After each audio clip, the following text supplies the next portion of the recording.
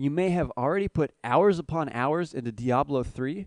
It did come out 2 years ago after all.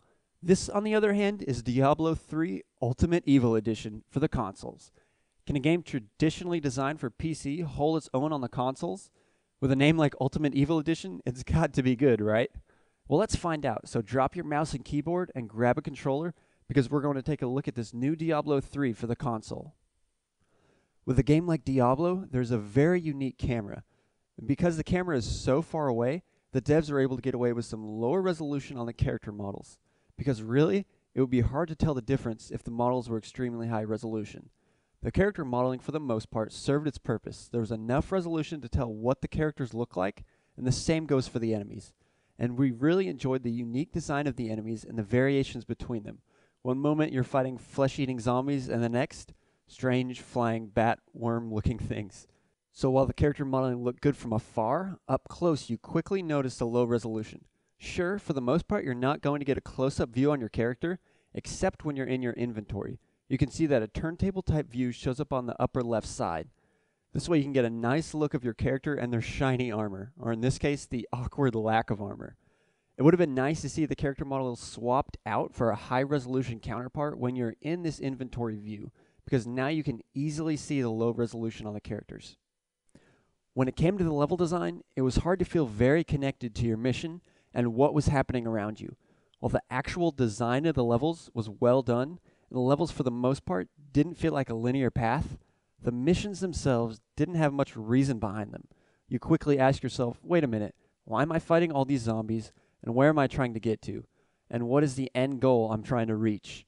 Of course, it's pretty easy to shrug off and continue hacking your way through hordes of enemies, but it would still have been nice to see more depth in the missions. And as you're hacking, slashing, and spellcasting your way through enemies, you'll quickly notice all the effects going on, from the subtle to the extremely obvious, like the blue beam of burning light shooting out the wizard's hands. These effects were well done and made the battle seem intense, but they were not overwhelming. Not only were all the particle effects executed nicely, but the game featured a cool physics engine that allowed for destructible environments. Now, not every area in the environment was destructible, but some of the smaller things like pillars, fences, and boxes could fall victim to your hack and slash rage. Along with some of the great particle effects, there are also some nice dynamics in the game as well, like the cloth effects on our character's clothes. For example, in this shot we're spinning around a lot, and you can see how well his cape follows our movements, even as we're moving at an insane rate. And as we stop, you can see the cape continues spinning nicely around the character. The environment texturing had that very stylized look that you expect to see in a Blizzard game. The texturing was well done, and there were some great dynamic textures that would appear on the environment. The more you hacked your way through enemies, the more blood would appear on the ground and nearby objects. You could also see just how much time was spent in creating the environment textures. A lot of the elements in the environments, like trees and bushes, were simple flat planes that rotated based on the camera angle. The texturing is what really helped give the illusion of a 3D object. We would have liked to have seen actual 3D geometry make up the trees. It's a clever technique on Blizzard's part, and it's a good way of saving polygons. Although with next-gen systems, the game would not have suffered if some of the resolution was increased, and it's apparent that not much was boosted in terms of visuals from the version that came out 2 years ago. When it came to the animation, a lot of it was very repetitive. As you're hitting your enemy, your character does the exact same attack over and over. It would have been nice to see a little variation. Now, some of the acrobatic animations, like when you're dodging or rolling backward, really looked good. And as you can see, it's almost just as fun flipping around and dodging your enemy as it is attacking them. There was also a nice variation between each of the enemies' animations during their attacks and movements.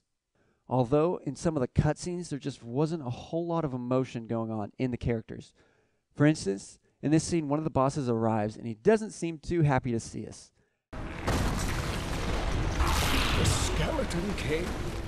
The power of the fallen star awakened me, and soon all will suffer as I have suffered. Gods, bring me his bones! As he's going on in his ramble, there's really no movement at all in his upper body. He's just in his idle animation and floats there. Basically completely lifeless.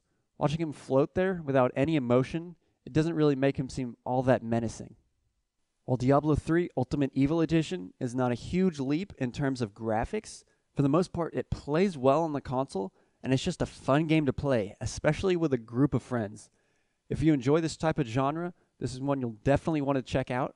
Just watch out though, because it can get addicting. If you haven't already, be sure to add us on Xbox Live or PlayStation Network with the gamertag Digital-Tutors.